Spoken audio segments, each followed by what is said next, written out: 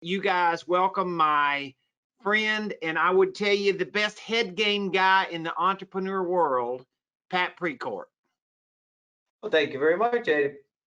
Super psyched to be here, right? Um, last time we did a full-blown presentation, I think it was 2018, to your entire Note School Live, and the title of that presentation was "Is Your Dream Worth Fighting For?" Right? And quite honestly, I wanted to use the same title today, but I'm like, damn it, we got to change something up here.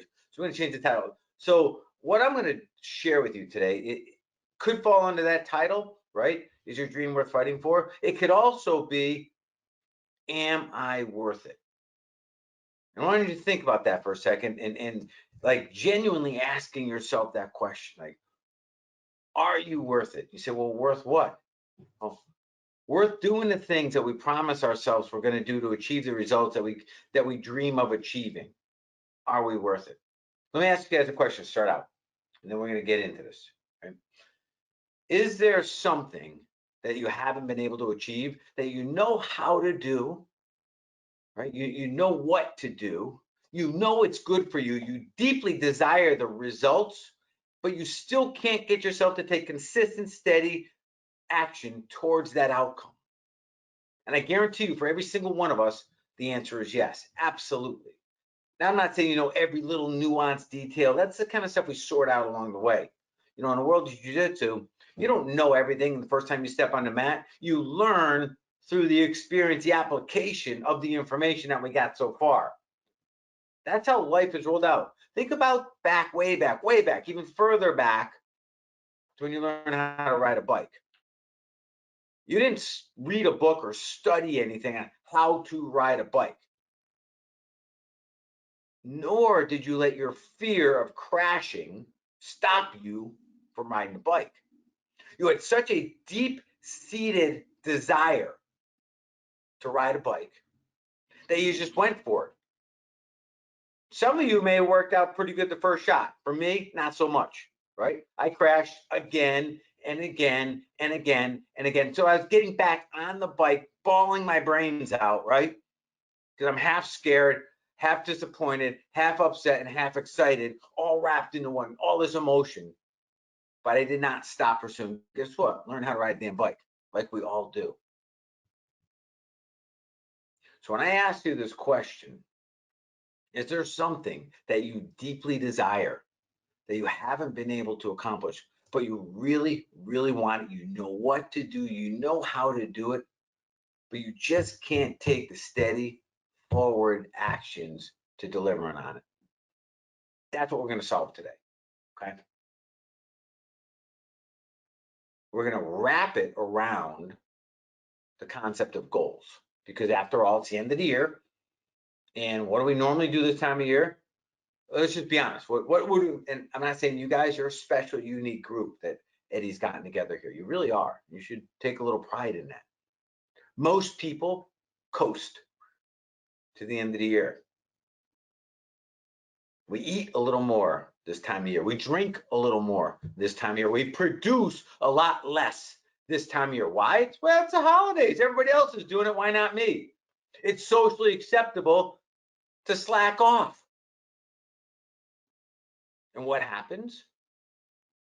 Well, we drift from Thanksgiving into our winter holidays of Hanukkah and Christmas, right? Finally, we get over into the new year, and we wake up at one moment, literally and figuratively, we wake up in the new year. Like, whoa, it's the new year. This year's different. Somehow this man-made construct of time thing, right? Of days, months, years, right? See, this must be different. So I'm going to set these New Year's resolutions. And most New Year's resolutions are built around finances, physical health and well-being, mental, emotional, and relationships. Okay, that's the general New Year's resolutions, all in that little ball there.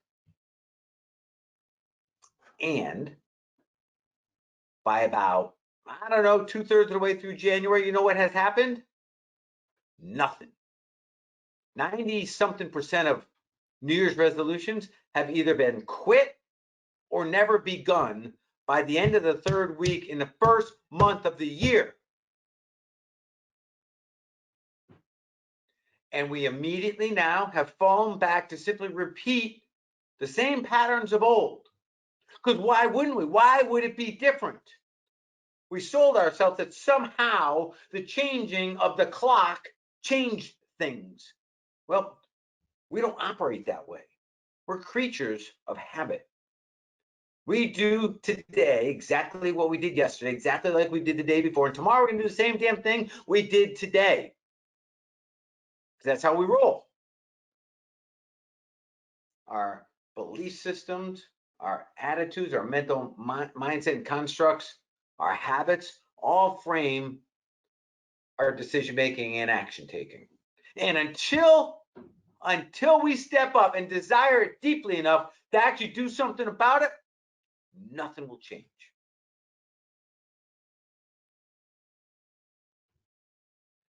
So think about the title that we're working with today for a little while. And ponder this even tonight and into tomorrow and to the end of this year. Ask yourself genuinely, am I worth it? And I think you all know the answer to that. Oh, hell yeah. But you know, it goes so much deeper than that. Not only are you worth it, it ain't just about you. It's not just about you. Every single one of us, right, has a sphere of influence where we influence others. They pay attention to us. And everything we do is a teaching lesson to them. And everything we don't do is a teaching lesson to them.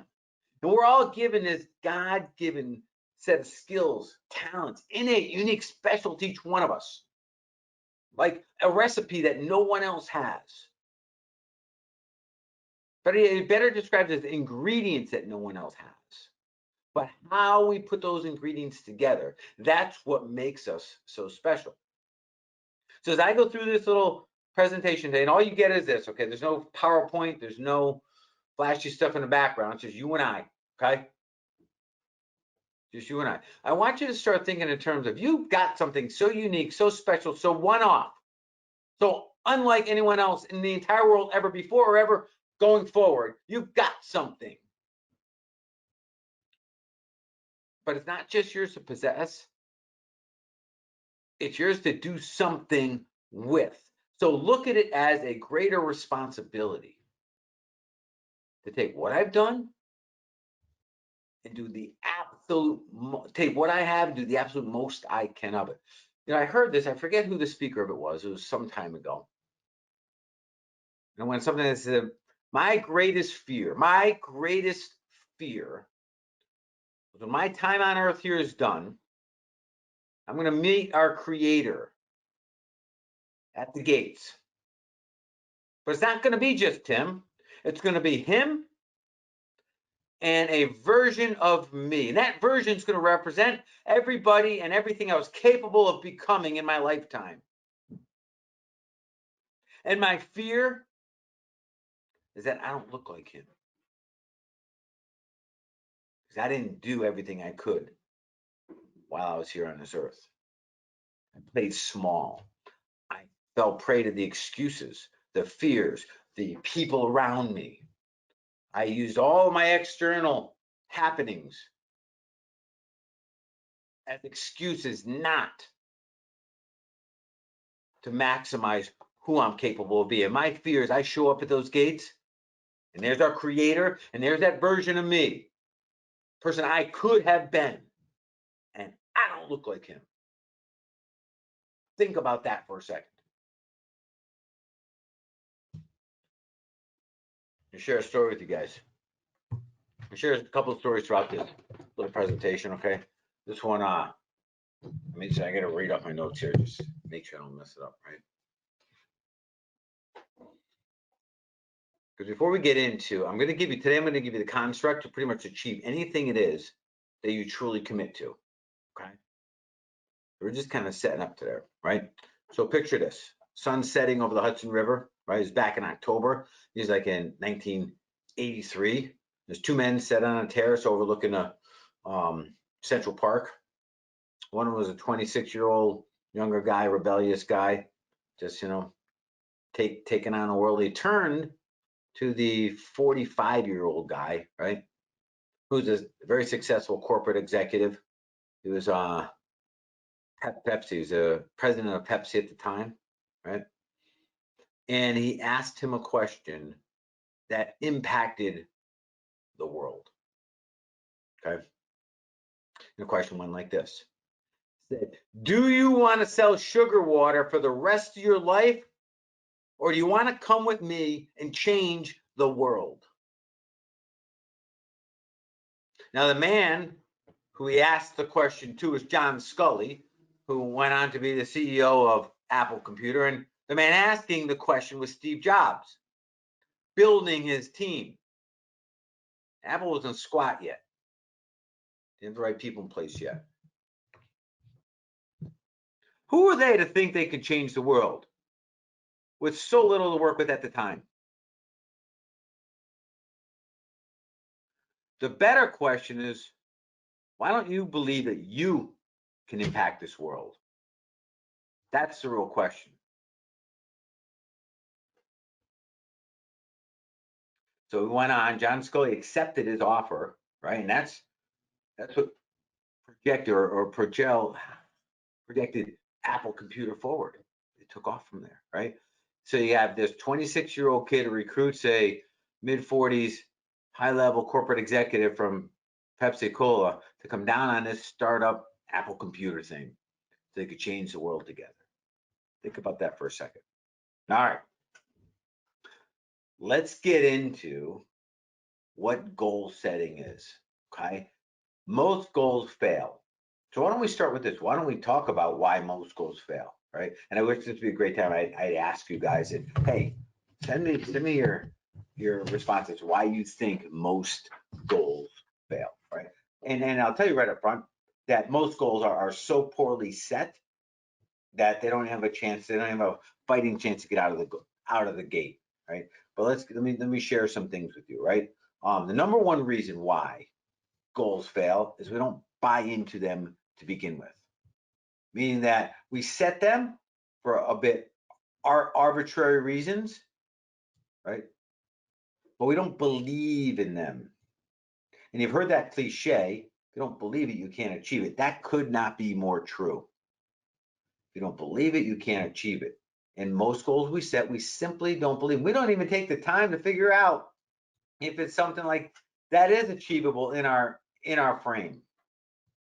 Brian shared unattainable. Yeah. Now let's kind of address the BHAG acronym that flows around in the guru world, right? Big, hairy, audacious goals. Excellent, cute, neat acronym, right? But doesn't necessarily apply. So I prefer scary but attainable. Scary but obtainable. It should scare you. All goals should scare you. It should pull you out of your comfort zone. Otherwise, there's no growth involved. And I'll remind you the process, right? Everybody thinks that, if you pull out a piece of paper and you put a big circle, and then in the middle, you put comfort zone. That's just where we get comfortable because everything's the same. And then you put a circle around that, right? The second we step over that line of comfort zone into the next ring, that's called our fear zone. That's not our growth zone. Everybody thinks, oh, you step over your comfort zone, you grow. No, we go into a fear zone. We got to fight through a process. And as we fight through that process, at some point, we'll cross from the fear zone into not the growth zone, into the learning zone. It's hard to learn in a state of fear, but when we finally punch through that, we open up our minds, right? It's almost like, oh, lights shine in, right? We're like, wow. We went from comfort zone to fear zone to learning zone. And as we process the learning zone and push through the learning zone, we will get into the growth zone. But now follow me on this, as soon as we step into the growth zone and now we've learned, we've become, we immediately set the boundaries of our new comfort zone. Immediately. Which means we can only hang out there for so long, right? before we have to start the process all over again, almost like we're back down at the bottom of the ladder. Does this kind of make sense to you guys? Let's kind of keep going here, right? So we set goals that we don't believe in to begin with, which is a problem. Because we don't believe in it, can't achieve it. Second reason why we don't achieve our goals, right? It has to do with meaning. Now you'll hear me say this a few times along the way. There's the goal, which is synonymous with the result. But then there's the result of the result. And that's the part we fail. Meaning that we say, all right, this year I want to earn, I want to build up a recurring revenue of 50 grand a month. Fantastic. But guess what? Money doesn't mean shit. It doesn't mean a thing to us. Has no emotional strings attached to anything. The question we have to ask ourselves as we set the goal, because remember, the goal is a result, and the result is not the end. It's part of the process, which means it's a way to measure forward progress towards our bigger, say the word, vision. We'll come back to that. The goal is not the end. The goal is a measuring point. That's it. But it should be scary and obtainable, meaning we got it. If we go all in, the stars align, we got this shit. And it's going to scare the hell out of you. So you go through from comfort zone into fear zone, into learning zone, into finally into the growth zone.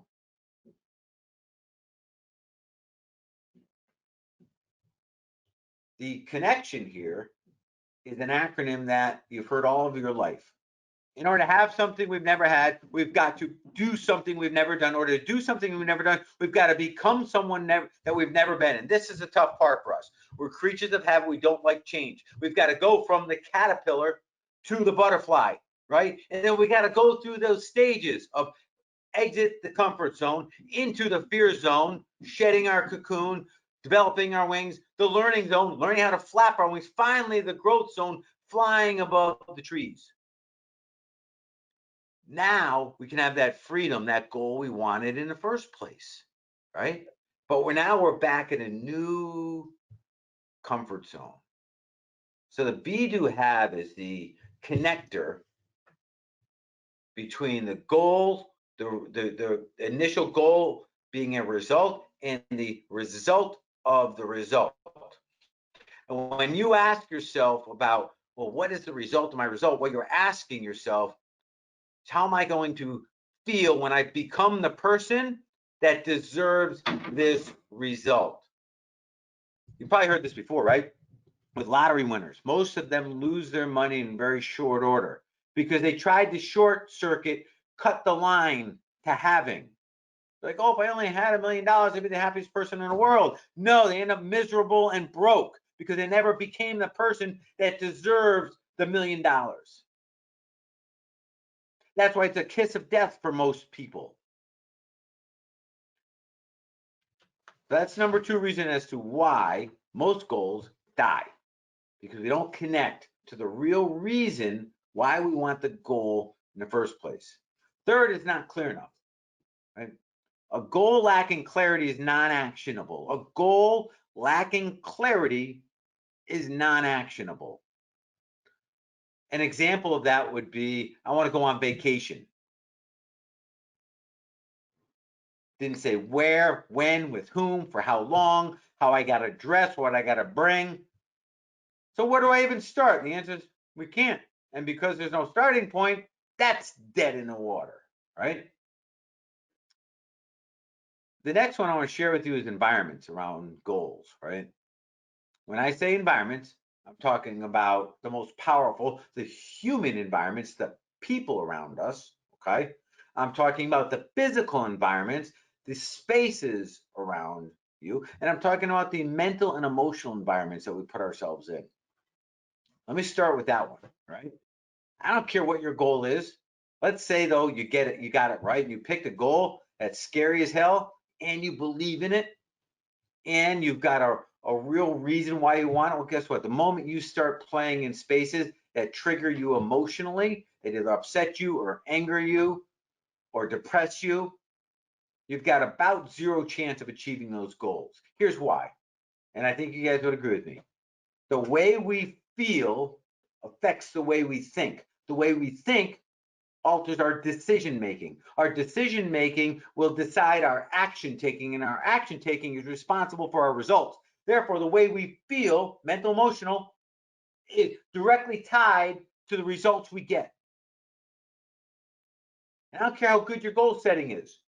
If you don't own that, your mental, emotional states, your mindset, you'll lose the fight every time. So environments are mental and emotional. There are physical space around us, right? Do we walk into a space that's exciting, that amps us up, that inspires us, brings in good energy, or is it full of clutter and shit, and it just is exhausting mentally the moment we walk into it, as an example, right? And then people, which is the most impactful. Because people transfer energy before they transfer anything else. And when you have the wrong people around you, right, it's like trying to swim out in the ocean with anchors wrapped around your neck. No matter how hard you fight it, man, you're getting sucked down to the bottom. I'm extremely selfish about how or who I'll surround myself with for that exact reason. I'm a good fighter. I like to fight. It's true, but that's a fight I can't win because fight at a different level. And these people are emotionally draining, right? Not shit I can do about that. I'm very protective of that space. That kind of makes sense to you guys? Last thing I want to share with you is on why goal setting, or why goals fail, particularly this time of year. It has to do with the way we ended the year, why we set the goal, and then our repeated patterns. We ended the year, I'm not saying you guys, you're a special group. Typical is we ended the year slacking. So we're coming up to the starter line lethargic, dragging ass. Not just physically, but mentally and emotionally too. Then we feel like shit over it because we've been unproductive. When we wake up, because our clock says it's a new year and something changed, we say, oh man, this time it's going to be different. And because we feel so bad about where we've been the last few weeks, we set this new goal. But here's like the psychology of what happens. Just upon setting the goal, we feel a little reprieve, a little feel betterness, and it takes the pain away. When in fact that pain is the only it's the only thing we got left to work with. Pain gets a bad rap. The beauty of pain gets us to take action. And when we anesthetize that pain, make it go away, go back to the way we were because we don't feel the pain anymore. It's human nature. When we feel pain, we anesthetize it. We make it go away. We do that through the use of distractions. A billion different ways we can distract ourselves. And we can do it chemically too. We can drink our way out of it. We can smoke our way out of it. We can gummy bear chew our way out of it, right? We can distract our way out of it. Commit ourselves to busy work. We can create goals. Just, hey, it's New Year's, a new me, new goals. I'm awesome. But nothing's changed. And we're a creature of habit. That's how we open the show. We are destined to repeat everything we did last year again and again and again until we're willing to address the very beginning of this equation, right? Becoming. We've got to change first. So I just want to kind of set the stage for this goal process that we go through. Now, one antidote to what I just, that last number 5 there, about falling in line with everything you did last year, start before New Year's. Like start tonight. Take what we do today, get it dialed in, and begin immediately. You've already broken the pattern. Now, what I end today, I'm going to give you the exact steps to not fail, okay? And they're good. Implement those. And here's what will happen. Come New Year's Day, New Year's morning, whatever it is, right? First day of 2021. While everybody else is dragging ass crossing that starting line, you're coming through with a full head of steam. You're running them over. They think you're in a full-out sprint. You're building momentum on top of what you already got behind you. And all they're looking up and like squinting at the bright lights. That's the difference. That's how you start to break a pattern. That's how you start to become someone that you haven't been in the past. Changing your habits. Don't underestimate how powerful habits are. Somewhere up to about 65% of all the decisions we make every single day are decisions made out of the subconscious, repetitive patterns where the body already knows better than the mind. So the mind doesn't get involved, doesn't need conscious critical thinking. We just do. And that does not change on its own. And I said the statement to somebody the other day that had called because they want a little help with some stuff, right? And I told them straight up that I can't change anyone. I can't. Well, I don't want to mislead you. That no one changes until they're good and ready. They've got to make that decision. But when they've made that decision, guess what? Nobody can stop them. That train has left the station. That's how powerful it is switching into this next little space, right? All right. Let's see. There's a couple things I want to make sure we get through tonight. So I'm going to follow this plan. So I want to put together now. We talked about goals in general, right? I want to talk about the relationship between goals, the goal itself, and the result of the goal, the result of the result, right? Purpose and passion. So these are like the three little nuggets that make this stuff work, right? And when we drop the ball on one of them, man, it's almost impossible to succeed, and we don't even know why, right? You ever end the day? You ever end the day and you're freaking exhausted, like you're just mentally worn out, and you know you've done a lot of stuff. You weren't sitting on a couch all day, but for the best of you, man, you cannot account for any forward progress. How about an entire week? What a month? How about looking back over the entire 2020 and looking how far you've come or not? But it's not because you're lazy. It's not because you're lack work ethic. It's not because you're not committed. You checked all of those boxes, but you're coming up a little short in some of these insightful questions you're starting to check on right now. Where does that come from? So we got a triangle of goals, purpose, and passion, right? Now we talked about our goals, and goals have multiple purposes in our life, right? Number one, it gives us something to aim towards. Number two, it gives us something to measure against. And three, right, it adds meaning. So when a guy comes into my gym, I own this gym, right? And I call it a lifestyle fitness center. It's also a martial arts facility. So I call it lifestyle fitness center with the heart and culture of our martial arts. And a guy comes in, a typical guy, 45 years old, 50 years old, right? Said, Pat, man, I want to lose 30 pounds. I'm like, that's awesome. Good for you. Hey, thumbs up, you know? But for all intents and purposes, we'll turn away more clients than we'll accept in our gym. And here's why. I mean, you have to pass the $10 gym, $10 a month gym right down the road. It's a block and a half from my gym. In order to get my gym, starts at about $150 a month, and it goes up as far as $450 a month. You're like, who in their mind? They have to be out of their mind to pay $450 a month. Depends on what you're paying for, right? There's things you would pay $450 a month for.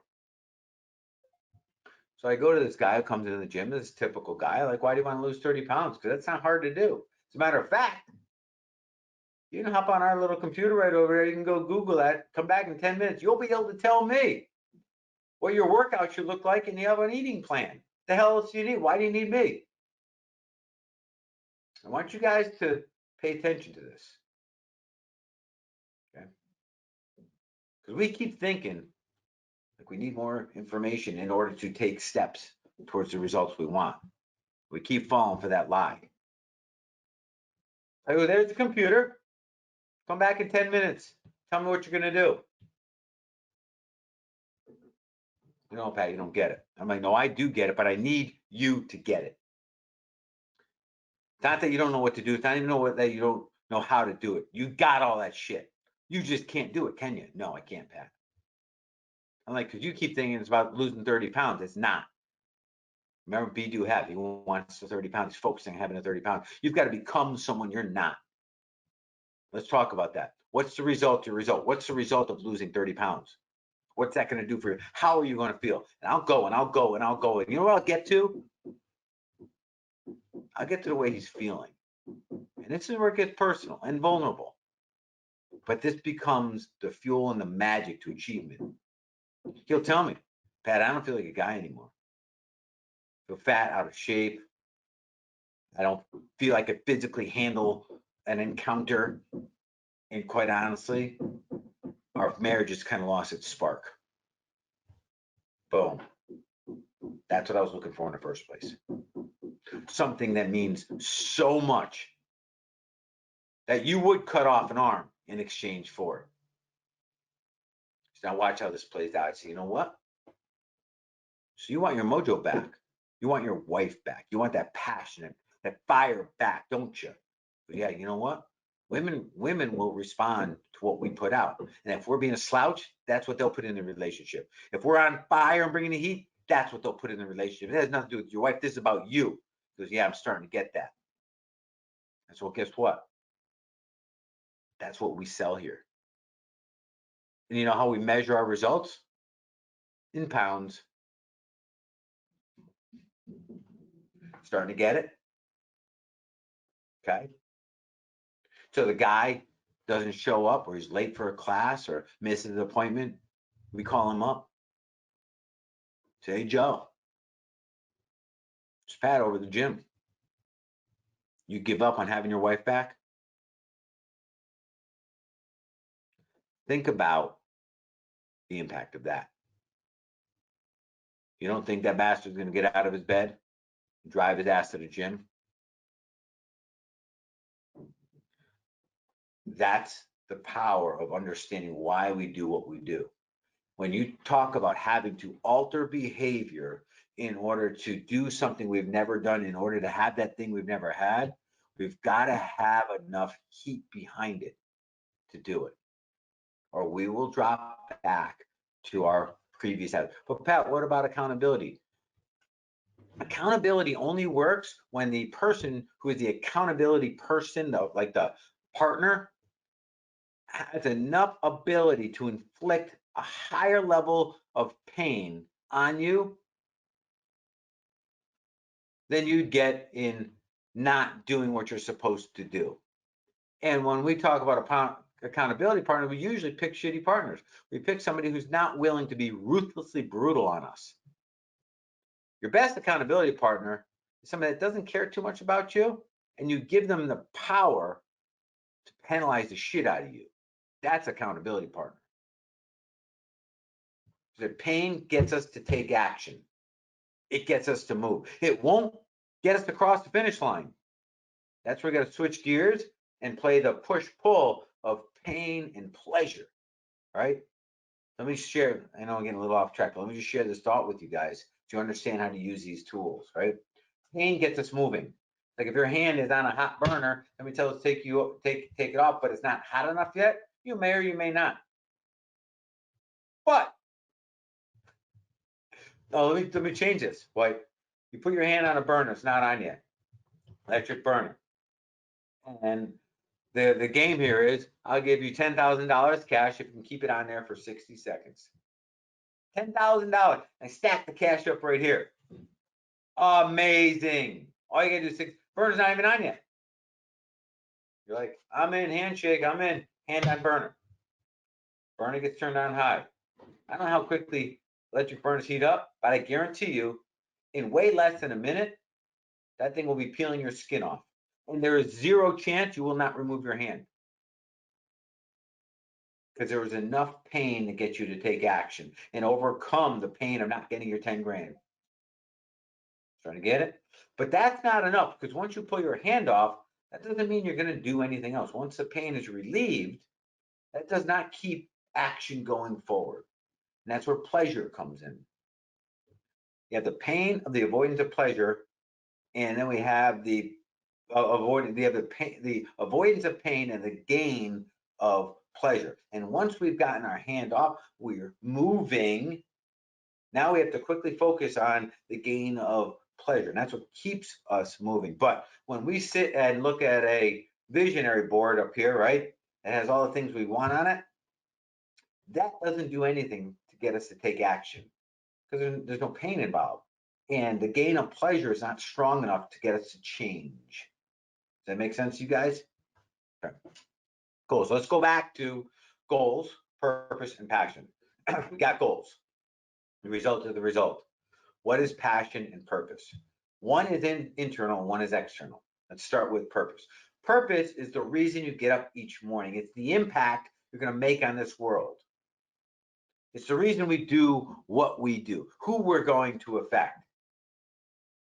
It's what we're going to leave behind, how we're going to alter the universe. That's purpose. And truth be told, a lot of the execution of our purpose doesn't necessarily mean it's pleasurable. We may not enjoy it all. It has nothing to do with our purpose. Purpose is the way we are attached to the bigger stuff around us. Passion is being authentic and genuine to who you are. And you guys, as well as I, know a lot of people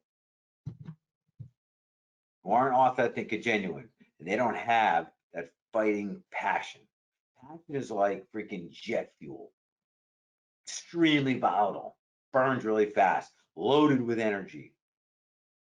And we only tap into that when we're being completely unique and authentic and genuine to those initial ingredients we talked about that make us, us.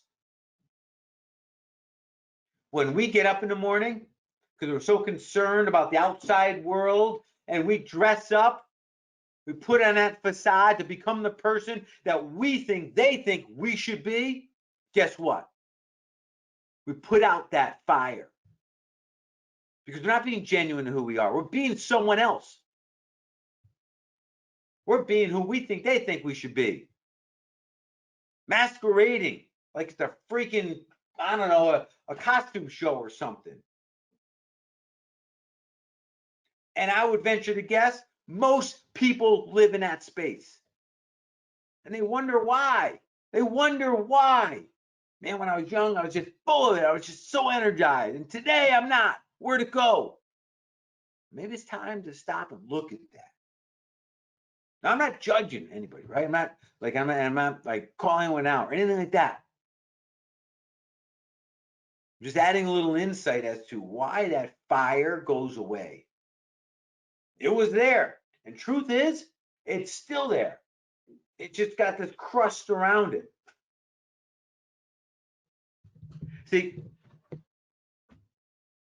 when we play a role, be someone we're not, we get an internal conflict with who we know we are. It's uncomfortable. It does not feel good.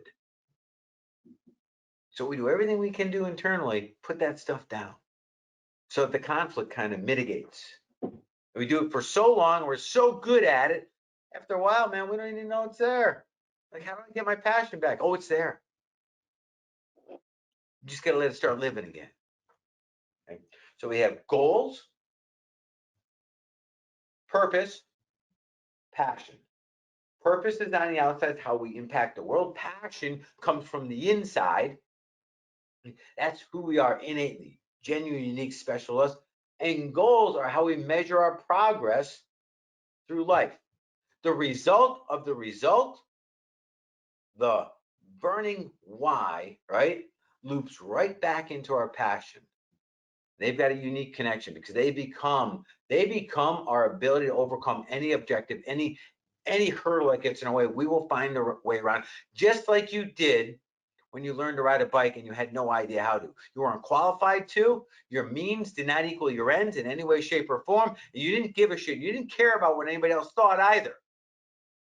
You didn't put your own personal well-being like at risk. You did put it at risk. You didn't put it at concern.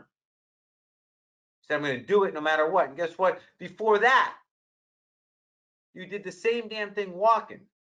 You fell down again and again and again and again and again. You just didn't care. See, both walking and biking had similar meaning to us as kids. They both meant freedom and maturity, growing up, creating a little space, right? At a Hey, very Pat, young level. Yes, sir. and that just what you just said, when we're kids, we just, we're always dreaming, right? We're always, that's what we do with all the great things we're going to do. And then as we get older, most people lose that ability to dream, right? And that passion. Yeah, big time.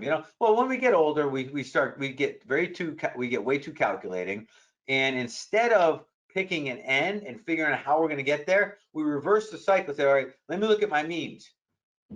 How much money I have, how much time I have, how much knowledge, experience, wisdom, age, all this stuff, and we let that determine how far we can go. But when you think about it, if you use only what you've done so far to determine how far you can go, you can't go any further. That's why that whole, again, cliche, and it meant well at the time, right? Of just do your best, little Johnny, just do your best, right? It's Right. one of the most, it's wrong. Everybody gets a trophy, right? What's that? Everybody gets a trophy. Yeah, everybody gets a trophy. Just do your best. So if all we are asked to do is to do our best, we're like, all right, just do as good as you've done so far. It means you can't go any further. Because your best only got you this far, and what got you here won't get you there. You just do what you did yesterday, and you'll be okay. No, bullshit. Take a little chance. Take a little risk. Fall down, get bloody, stand up, do it again. And every single time you'll learn and grow. But if all we do is stay within our means, we're dead in the water. And here's the thing about that passion, and everyone's got this, right? That passion, the igniter for it, which is always lit, is the growth part of it. And the second we stop growing, guess what? That igniter starts flickering out. Right, start dying. Got to keep growing, right? Now, I'll share something with you guys, and this is a little personal story here, right? So I didn't fight my first MMA cage fight until I was 42 years old. Which everybody around me told me, you're too old, you get hurt, young kids, blah, blah, blah, right? All that kind of stuff, right? But it's just I was at a point in my life where I just needed a little change. It seemed like a good thing to do at the time. Never went into it intentionally looking to fight MMA. As a matter of fact, I walked into a gym because I hadn't been training in a while. It has to do with, I played rugby all my life, and then that ended due to a series of bad concussions. And coming out of that, I took off everything physical for a long time, like 5, 6, 7 years, something like that. And one day, my son asked me, said, "Hey, Dad, there's a new gym opened up down the road. Can you take me in?" And I think he was 7 years or 11 years old at the time. I said, "Sure."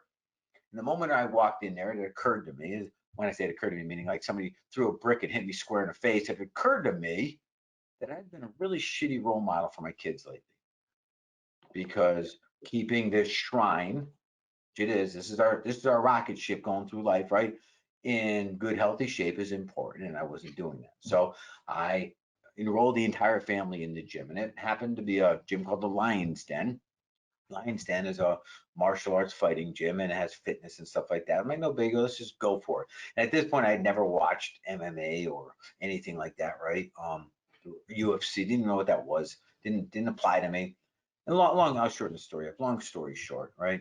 I started cardio kickboxing class and got introduced to jujitsu, which is the grappling art, and got introduced one time to the actual cage fighting side of it. And again, no intention. I'm like, this stuff's right in my wheelhouses. Like, it was created for me. This is fun.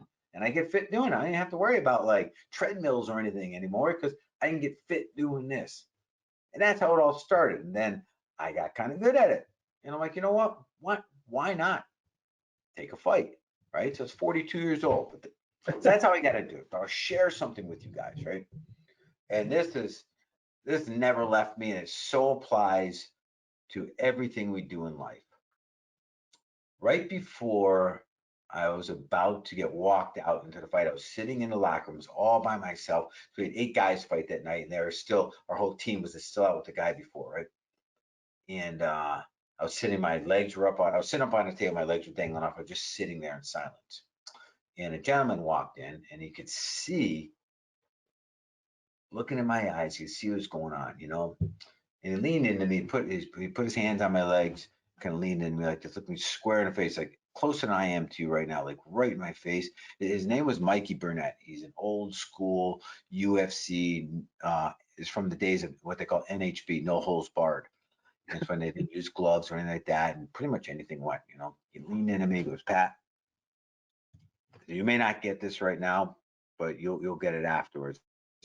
To this fight that's going on in your head right now, you're worried about your opponent and your fitness and time and all that noise that's going on, okay, about that fight out there. I gotta tell you something. It ain't about that fight out there. The only fight you got to worry about, and the only fight you got to win, the fight right here, one between your ears. You win that fight, you got a fighting chance out here. You lose this fight, and you are losing that fight out there. That sunk in. And that never left my side. And to this day, I remember him leaning in, the way he looked at me. And it applies to pretty much everything we take on in life, right? Because the second something new shows up, opportunity, fear shows up at the same time, right? And if we flinch for a moment, just for a second, that opportunity is gone. And that's how this world works, right? And if we let that fight here win, we'll never achieve our goals. We'll never reach that potential that we talk about. We'll never become self-actualized, becoming all that we're capable of being. We'll end up going through this entire journey. We'll show up at those gates. There will be our maker and that other version of us that is fully optimized, reached his potential, her potential. And we're going to look at that person. And if we can't win this fight, guess what? When we show up there, we're not even going to recognize that person. And that's not a good calling out. Now, I don't know how this journey ends, but that's a good enough visual for me not to accept mediocrity, not to let the fear of failure stop from forward progress, right? So I just want to share that piece with you. Now, I know we're getting tight on time. I'm going to switch over to a couple of things I want to get to. There's 5 steps. Now, if you're write it, if you haven't written anything down, you want to write something down. It's a very simple 5-step blueprint, right? On how to achieve, right? Anything it is we want to achieve and without failing. Cool. All right. Number 1, get crystal clear on what it is you want. Okay. Like I said, a non-focused goal is not actionable. One lacking clarity is absolutely not actionable. The more clear you get on the goal, the quicker and easier it is to achieve that goal. Okay. So that's step number 1, because we need that direction, right? Step 2, and this is the result of the result, know why you want it. You have to appreciate up front, it ain't going to go easy. Plan A, plan B, plan C, for all of you planners, right, are likely going to get a shot to hell. Be okay with that. Go to plan E. Share a quick little story that came out of my weekend up in the Colorado Rockies, right? My buddy, the Navy SEAL, he told me his story, man. He and I got into mental toughness and how we compartmentalize, right, situations so that we can continue on the mission on hand. He shared a story where there was an overnight deployment. They're rappelling out of Black Hawk helicopters. I think there was 9 of them.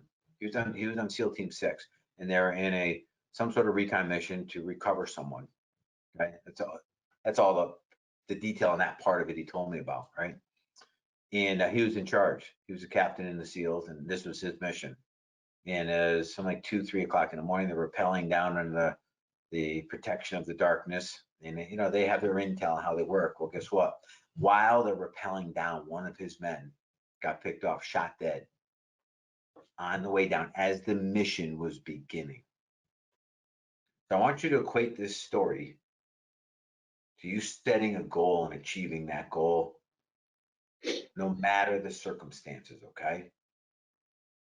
And he shared with me, you know, the challenges that he had to take on at that moment. To Pat, on one hand, we just lost a human soul, a team member under my command, and a good friend. On the other hand, we have a mission that has to be executed, and I have 8 other lives I'm still responsible for. So he talked about what he called compartmentalizing. We take the situation, and in this case, and he's honest with me, he said we have to dehumanize it because there's nothing that we can do in the moment about him losing his life. And we have to follow our protocol. We don't leave anyone behind. Effectively, they packed them up and continued executing the mission. But first, in this box, this compartment, right? They did everything they could do in the moment, everything they could control. They acknowledged what they couldn't control, controlled what they could, finished it, put it aside mentally, and continued with the execution. Turned out their entire plan A, B, C, D were all shot to hell because the intel was off. Okay, and they go into this motto, which is it's a military acronym, OODA, right?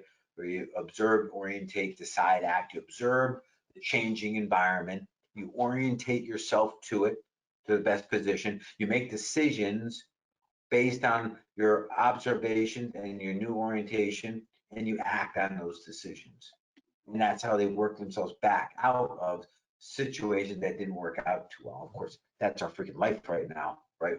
With COVID and its ongoing changing environment, be truthful with you. So the point of his story was that no matter the circumstances, if you have a plan to be prepared to adapt to any and all circumstances, then no matter how many plans you have or don't have, it's just irrelevant because you can adapt to all stages of chaos. So as you go forward with your goals, instead of thinking that your perfectly written, cute little plan is going to work, prepare yourself to be prepared for whatever happens, but a commitment that no matter what, you will adapt. Observe, put yourself in the best position to succeed, make your decisions now, and move on. Okay? So I just want to share that little piece with you. So number 1, know what you want. Goals. Number 2, know why you want it. Make sure you know the result of the result. Now here's a big one. This is the one we never get to. Ask yourself, what am I willing to sacrifice to achieve this result, this outcome? Because for everything we do, we have to stop doing something else. We already use 24 hours a day. And if we're going to become someone different, do something different, we're going to have to be giving up stuff that we already have become and do. That makes sense? Get clear on what that is. Don't try to jam it all in or you won't do it. There won't be enough time. You use every hour, every second, every minute of every day. Make sure you're clear on what you're willing to give up in order to have this new thing, okay? 4th, make sure it's something that you believe in. Believe in. Because once you believe in it, right, then it can meet this filter. I'm either all in or I'm all out. Stop with this bullcrap in the middle. Stop playing games. Amateurs play in the middle. Professionals are all in or they're all out. Neither one of those is wrong. Very definitive and intentional. Playing somewhere between here and here, how amateurs play. And that's why they're amateurs. And that's why they'll always be amateurs. Mediocrity is like their goal, but there's no risk. Once you believe in it, it's very easy to get a full all-in commitment. And if you don't believe in it, you know damn well that commitment won't be there. That ain't a goal to write down, right? And the last and final step, this one's critical. This is your insurance program, right? Is you start immediately and you never stop. You just don't stop. All the excuses you've used so far, you let go of. And every day you commit to steady forward progress between where you are and where you're going. I use this straight line analogy, right? That where you're at is your point A, where you want to go is that goal, your point B. You draw a straight line between the two, and you only take action that moves you directly towards that point B. What about all these other opportunities, Pat? They ain't opportunities to you. If they pull you off of that line, they are not opportunities. They may be opportunities to him or opportunities to her, but they're not opportunities to you. They're distractions. And for you to commit to follow one of those distractions knowingly is a treason to your own mission, to your family, to those who follow you, those who believe in you. You've got to get that real about setting and achieving these things. Otherwise, guess what? Our lives will continue exactly the way they are. And that's it in a nutshell. That's right. That's my 1 hour presentation on how to put a little fire behind the goals that we wanted, the change that we want to see in 2000. Hey, Pat, I just have to use one of the Eddie-isms. I know you've heard many of them, right? But the one that I think he would use is, if that doesn't light your fire, your wood's wet, right? So I go back. I go back to that when you're sitting there on that table with your legs dangling over, and the only fight you have to win is the fight in your head. And man, there have never truer words been spoken, right? Mm-hmm. I didn't bring up the word confidence, and I mentioned, but let me just share this one thought on confidence, because we feel we need confidence to take action. And the truth is, confidence is earned. It's not something that you can borrow. It's not something that you can, hey, can I just have a little of that? No, confidence comes from our results, right? So if we wait to be confident, we might be waiting a long, long time, right? So I just want to share that with everybody. It's okay to move forward and be afraid. Nothing wrong with that. I've played ungodly amount of rugby games in my life. I played almost 17 years of rugby, played in the States, and I played internationally, right?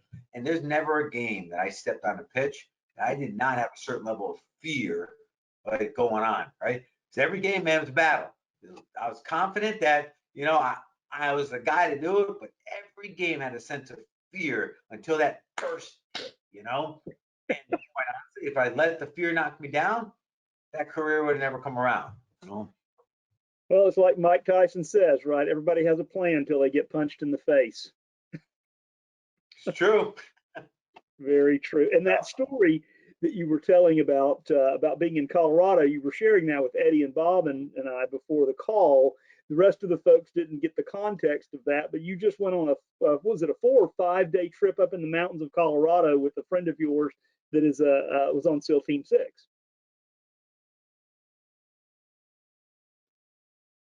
Yeah, so my buddy Neil, he did 4 years. What's that? Yeah, no, I get. So my buddy Neil, he did 4 years in the Marines, then came in. What's that? Yep, we lost you there for a second. So the last thing we heard was he was 4 years in the Marines, and then take it from there. Yeah, he did 4 years in the Marines. 4 years in the Marines, then he went to college with me, and then he went into a 26-year career as a Navy SEAL, and retired as a captain on there. And he and I are doing some work together, and we just decided it'd be a good idea to disconnect for a few days, right? And we're like, well, shit, if we go up to about 8,000 feet in the Rocky Mountains, there's no internet and there's no cell service. That's a good place to hang out. So we just found a little cabin up there, and that was the backstory to that. Yeah. Pat, we had, one of our guys just asked, when is this going to be available on the membership site? Guys, we'll have it up there tomorrow. Pat, you were going to come back in on January 6th, and we're going to kind of do part 2 of this. And then I know that you're working with Eddie, and we're working to kind of do a continuity piece for the entire year of 2021. So more to come on that. But Pat is going to do part 2, I guess, January 6th. And anything you want to share about that? Yeah. So let me share just a thought with you guys, right? There's a lot of information. Let's call it what it is. It's nothing more than information at this point, right? Information doesn't become true education without an experience and application. So part 2 of this is saying, how do we take all of this stuff and really start applying it in our life so it starts making a change. You know, again, I know you use martial arts application or you know, metaphors and analogies all the time, but it's an easy way to understand this. You know, you could go and study the top 100 jiu-jitsu practitioners in the world for an entire year, watch thousands of hours of video, right? And show up at our gym, and I could put you on the mats against a 4-week black belt that's only been in training for 4 weeks, and that 4-week black belt will smoke you on the mats. Right. Won't even be a contest. Right. You may have memorized every move and every step of every move, maybe be able to teach it in an academia, you know, kind of scenario, but you'll get destroyed on the mats. And that's the challenge with information. Until it's applied to an experience, it doesn't become an education. So we're going to start going through how do we start applying the information, converting it to education so we get the results. Yeah, it's like the old story, right? You said either all in or all out, right? And it's painful being in the middle there, right? Especially if you're straddling a fence, right? There you We're go. back, Right? Joe. Joe, we're back. Well, so Eddie and the whole entire office and Bob, they lost internet during the middle of this, about halfway in. So yeah, Well, Joe, we're back. I see that. Well, Pat, thank you so much for being on and for doing this for us today. We you know, I loved it. I know that everyone did, and I know that Bob's going to go back and Eddie's going to go back and watch the recording of this, and it will be on the website tomorrow. And like I said, we appreciate it. We all need this, and we all need to just keep moving forward and stop straddling the fence, right? Very Okay, good. Pat, Yeah. thanks so much, and Absolutely. we'll And talk when soon, in doubt, man. you know, I say this. Thanks, Pat. Peace out, man. Peace, guys. Thank you.